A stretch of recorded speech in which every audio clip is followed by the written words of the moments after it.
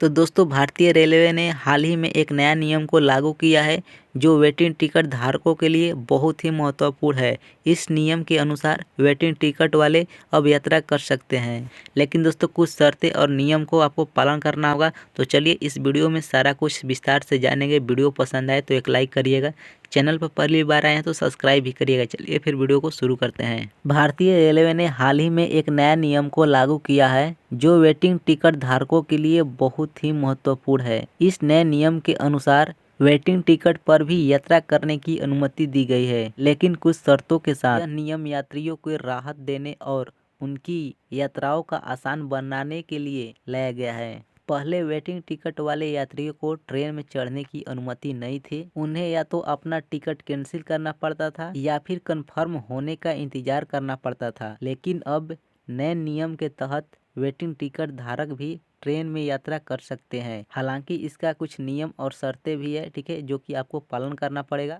वो नियम और शर्तें क्या है आपको यहाँ पर ध्यान समझना है। यह नया नियम यात्रियों के लिए एक बड़ी राहत है, खासकर उन लोगों के लिए जो अक्सर लंबी दूरी का यात्रा करते हैं या जिन्हें अचानक यात्रा करनी पड़ती है। इससे दोस्तों यात्रियों को भी फायदा है, ठीक है, और यहाँ पे रेलों को भी बहुत फायदा होने वाला है, क्योंकि दोस्तों टिकट कैंसिल की संख्या कम हो जाएगी, ठीक है, और रेलों को भी आय में वृद्धि हो जाएगी। अगर आपका वेटिंग टिकट है तो कौन कौन सा यहाँ पे नियम और शर्तें है आपको यहाँ पे समझना होगा। वेटिंग टिकट धारक अब ट्रेन में यात्रा कर सकते हैं, लेकिन उन्हें टीटी से अनुमति लेनी होगी, ठीक है। वेटिंग टिकट धारकों को सीट का चयन टीटी द्वारा किया जाएगा। जो सीट चयन होगा वेटिंग लिस्ट के क्रम में किया जाएगा। जो यात्री वेटिंग लिस्ट में ऊपर होंगे उन्हें पहले सीट मिलेगी। वेटिंग टिकट धारकों को कोई भी अतिरिक्त शुल्क नहीं देना होगा।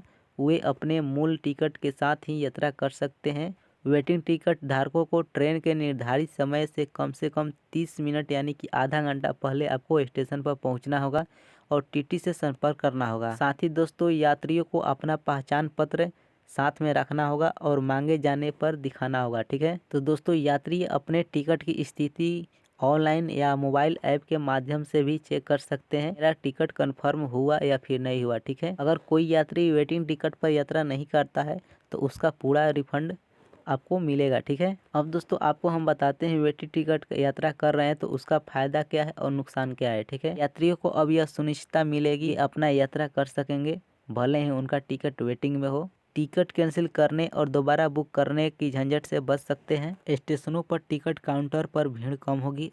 वेटिंग टिकट पर भी यात्रा कर सकेंगे। रेलों को भी आय में वृद्धि होगी, क्योंकि दोस्तों यहाँ पे कैंसिलेशन बहुत कम होगा। तो जो वेटिंग टिकट है उसका नुकसान क्या क्या होने वाला है आपको यहाँ से समझना है, ठीक है। यात्रियों का अंतिम समय तक यह पता नहीं होगा कि उनका सीट मिलेगा या फिर नहीं मिलेगा, ठीक है। आपको ये बात ध्यान में रखना है। कुछ ट्रेनों में अधिक भीड़ हो सकती है यदि बहुत सारे वेटिंग टिकट धारक यात्रा कर रहे हैं तो, ठीक है।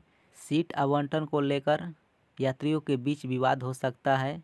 ट्रेन की सुविधा जैसे शौचालय, पानी आदि पर अतिरिक्त दबाव पड़ सकता है। तो दोस्तों वेटिंग टिकट धारकों के लिए सुझाव यहाँ पे दिया हुआ है, जो कि आपको यहाँ पे हम बता देते हैं। ट्रेन के निर्धारित समय से कम 30 मिनट पहले आपको स्टेशन पर पहुँचना होगा। अपना टिकट और पहचान पत्र हमेशा साथ रखें।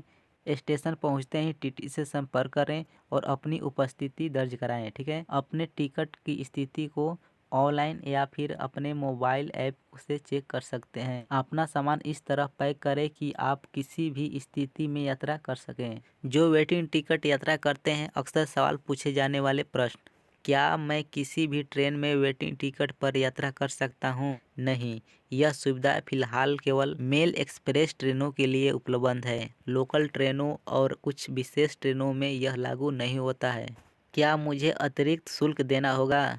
नहीं, आप अपने मूल टिकट के साथ ही यात्रा कर सकते हैं। अगर मुझे सीट नहीं मिलती तो क्या होगा? यदि आपको सीट नहीं मिलती है तो खड़े होकर यात्रा कर सकते हैं या फिर आप टिकट कैंसिल करवा सकते हैं और पूरा रिफंड प्राप्त कर सकते हैं। क्या मैं अपनी पसंद की सीट चुन सकता हूँ? नहीं, सीट का चयन टीटी द्वारा किया जाएगा।